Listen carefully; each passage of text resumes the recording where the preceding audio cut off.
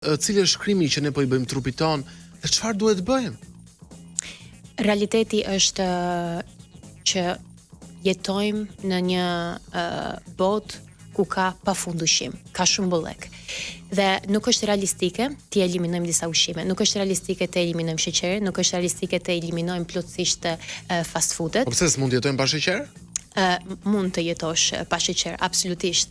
Në mënyrë fiziologjike mund të jetosh pa atë, po në mënyrë realistike dhe psikologjike ti do e kërkosh sepse je i rrethuar gjithkohës nga ajo. Duke ditur këtë informacion, si mund ta bëjmë tani më të kollajt dhe më të qëndrueshme stilin ton të jetesës, ku mund të jemi përfundimisht të shëndetshëm. Po mos hash ëmbëlsirë një herë në javë, kupton, po ta kthesh atë në zakon të përditshëm? Jo, nuk është absolutisht nuk është e mirë. Është të thash edhe më përpara, kjo çon në plagë më të shpejt.